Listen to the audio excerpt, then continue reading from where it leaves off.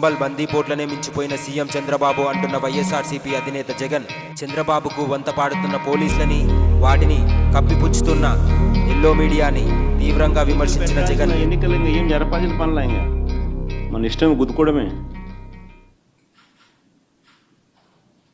కానీ ఎన్నిక అని చెప్పి చెప్పాల్సిన పని కూడా రాష్ట్రంలో ముఖ్యమంత్రి స్థానంలో ఉన్న చంద్రబాబు నాయుడు గారు నిజంగా అందరికన్నా బాధ, అన్నిటికన్నా బాధ ఆయనతో చేతులు కలిపి అంటగాగుతా ఉన్న తన ఎల్లో మీడియా.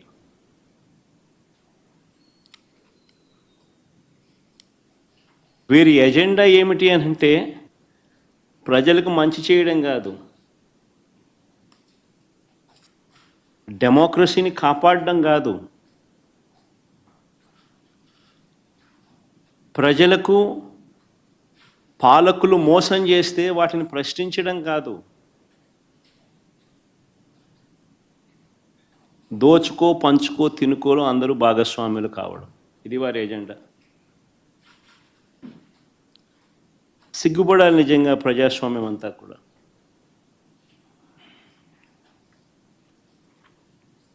ఈరోజు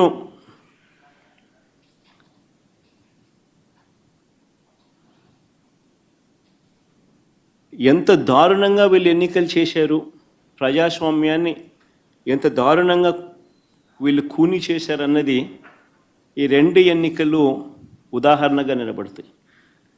నేను కొన్ని సన్నివేశాలు చెప్పుకుంటూ పోతాను, సో దట్ అసలు ఎన్నిక అనేది ఎలా జరిగింది అన్నది కూడా రాష్ట్ర ప్రజలందరికీ కూడా అవగాహన అన్నది వస్తుంది. బందిపోటు దొంగలు ఉంటారు చూసినారా, డెకాయిట్స్. ఇంతకుముందు అదేదో ఏం వ్యాలీ అది, చంబల్ వ్యాలీ అని వింటా అంటాం. ఈరోజు నిజంగా దాన్ని మరిపించినారు. బందిపోట్లకు మించి చంద్రబాబు నిన్న పులివెందుల రూరల్ జెడ్పీటీసీ ఓట్లను దౌర్జన్యంగా వేసుకున్నాడు. సాక్షాత్తు పోలీసులు దాన్ని దగ్గరుండి ప్రోత్సహించారు.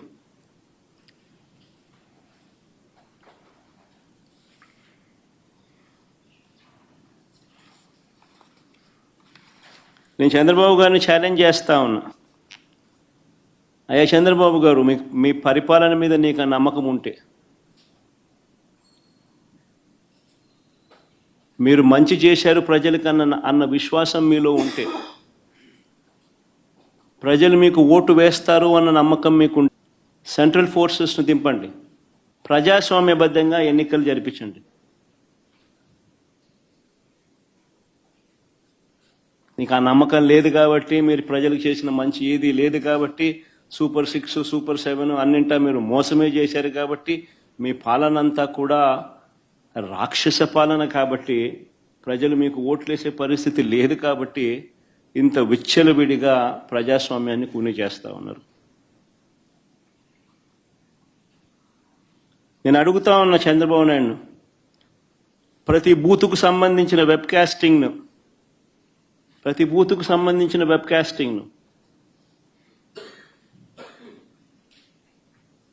వైఎస్ఆర్సీపీ అభ్యర్థులకు ఇచ్చే ధైర్యం మీకుందా అని అడుగుతా ఉన్నా.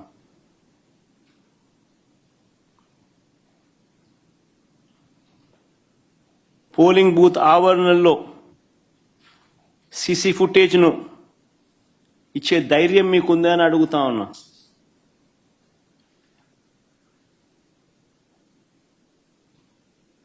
ఎవరెవరు బయట నుంచి వచ్చి ఎలా ఓటేశారో, ఎలా బూతులను ఆక్రమించుకున్నారో, ఆ ఆక్రమించుకుంది ఎవరో కూడా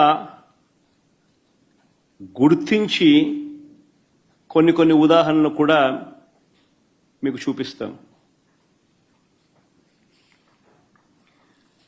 ఇలాంటి అడ్డగోలు రాజకీయాలు చేసే నాయకుడిని లీడర్ అనరు, మాబ్స్టర్ అంటారు, లేదా ఫ్రాడ్స్టర్ అంటారు.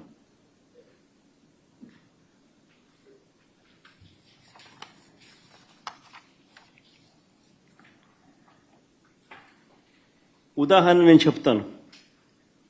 ఎంత దారుణంగా ఈ మోసము అనే కార్యక్రమము, అన్యాయం అనే కార్యక్రమము జరుగుతూ వచ్చింది అన్నదానికి నిదర్శనాలు చెప్తా. సాధారణంగా ఎన్నిక ఎప్పుడైనా జరిగినప్పుడు ఏ ఊర్లో సంబంధించిన ఓటర్లు అదే ఊర్లోనే ఓటేస్తారు. ఇది మామూలుగా గతంలో కూడా జరుగుతూ ఉన్న ప్రక్రియనే. గత ఎన్నికల్లో కూడా ఈరోజు ఏదైతే బూతులు ఏదైతే ఉన్నాయో, ఓటర్లు ఏదైతే ఉన్నారో, ఊర్లు ఏవైతే ఉన్నారో, ఆ ఊర్లకు సంబంధించిన ఓటర్లు ఆయా ఊర్లలోనే, వారి ఊర్లలోనే గతంలో కూడా ఓట్లు వేస్తా వస్తున్నారు. ఇది సర్వసాధారణంగా జరుగుతూ ఉన్న ప్రక్రియ. కానీ ప్రత్యేకంగా ఈ ఎన్నికలకు సంబంధించి, ఇప్పుడు ఈ ఎన్నికలకు సంబంధించి చంద్రబాబు నాయుడు గారి కుట్రలు ఏ స్థాయిలో ఉన్నాయి అని అంటే, బూతులను అటు ఇటు మార్చేశారు. ఒకసారి టేబుల్ని మీరే చూడండి. ఆ బూతులను ఎలా మార్చారు అన్నది మీకే అర్థమవుతుంది. ఎర్రబల్లి నుంచి నల్లపురెడ్డిపల్లెకు 6, 7 and 6 and 7, 9 and 10 ఆ రెండు కాలమ్స్ ఒకసారి గమనిస్తే, 6, 7 and 9, 10 రెండు కాలమ్స్ గమనిస్తే, ఎర్రబల్లి నుంచి నల్లపురెడ్డిపల్లెకు, అంటే ఎర్రబల్లి అనే ఊరు నుంచి నల్లపురెడ్డిపల్లెకు. ఆశ్చర్యం ఏంటంటే మళ్ళీ నల్లపురెడ్డిపల్లి నుంచి ఎర్రబల్లెకు. ఎవడన్నా ఎర్రబల్లి ఓట్లు వేపిస్తాడు, నల్లపురెడ్డిపల్లిలో ఓట్లు వేపిస్తారు. ఎర్రబల్లిలో నల్లపురెడ్డిపల్లి ఓట్లు, ఎర్రబల్లి వాళ్ళు నల్లపురెడ్డిపల్లికి పోయి ఓటేయాలంట. నల్లపురెడ్డిపల్లి వాళ్ళు ఎర్రబల్లికి వచ్చి ఓటేయాలంట.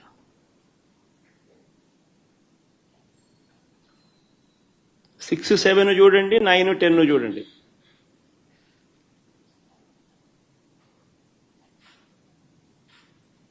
అంటే 2 కిలోమీటర్లు ఈ గ్రామం నుంచి ఆ గ్రామానికి నడుచుకుంటూ పోయి అక్కడ ఓటేయాలంట. ఆ గ్రామం వాళ్ళు అక్కడ ఓటేయకుండా 2 కిలోమీటర్లు అక్కడి నుంచి నడుచుకుంటూ వచ్చి ఇక్కడికి వచ్చి ఇక్కడ ఓటేయాలంట. మళ్ళీ 8 and 11 చూడండి. నల్గొండారుపల్లి నుంచి నల్లపురెడ్డిపల్లె, నల్గొండారుపల్లి నుంచి నల్లపురెడ్డిపల్లె అంటే 4 కిలోమీటర్లు. మళ్ళీ నల్లపురెడ్డిపల్లె నుంచి నల్గొండారుపల్లికి పోవాలంట. నల్లపురెడ్డిపల్లిలో ఓటేసే కార్యక్రమం జరగకుండా నల్లపురెడ్డిపల్లిలో నల్గొండారుపల్లికి పోవాలంట. 4 కిలోమీటర్లు అవుతారా? నల్గొండారుపల్లిలో ఓటేయకూడదంట. 4 కిలోమీటర్లు నడుచుకుంటూ వచ్చి నల్లపురెడ్డిపల్లిలో ఓటేయాలంట. అంటే ఏ రకంగా స్కెచ్ చేసినారనేది చూడండి అని అడుగుతా ఉన్నా. ఇక్కడ నుంచి స్టార్ట్ అయ్యింది.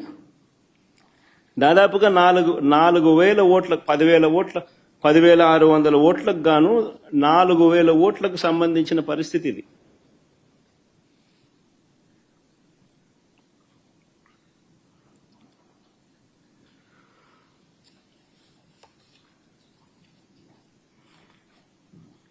వీళ్ళ ఆలోచన ఏంది? ఆ వెళ్లే దారిలో వీళ్ళందరినీ భయభ్రాంతులు చేయాలా. వీళ్ళు 4 కిలోమీటర్లు, 2 కిలోమీటర్లు నడుచుకుంటూ పోయే కార్యక్రమం డిమోటివేట్ చేయాలా. దారిలో వీళ్ళని భయభ్రాంతులకు గురి చేయాలి, దాడి చేసి అడ్డగించాలి. నిన్న జరిగింది అదే. నిన్న జరిగినటివి కూడా అవే. వాటికి సంబంధించిన వీడియో క్లిప్పింగ్లు కూడా చూపుతా. మొత్తం పులివెందుల జెడ్పీటీసీలో 6 పంచాయతీలు ఉంటే, పులివెందుల రూరల్ మండలానికి సంబంధించి నిన్న ఎన్నిక జరిగింది. 6 పంచాయతీలు ఉంటే పోలింగ్ కేంద్రాలు 15 పోలింగ్ కేంద్రాలు ఈ 6 పంచాయతీలకు సంబంధించి. ఆశ్చర్యం ఏమిటో తెలుసా? ఈ 6 పంచాయతీల్లో భద్రత పేరుతో 700 మందిని పోలీసులను పెట్టారు. ప్రజలను ఓట్లు వేసేందుకు సహకరించేందుకు కాదు ఈ భద్రత. ప్రజలను భయభ్రాంతులను చేసేందుకు ఇది 700 మంది పోలీసులు. నిజాయితీ కథనాల కోసం చూస్తూనే ఉండండి మీ ప్రైకోమ్స్ న్యూస్.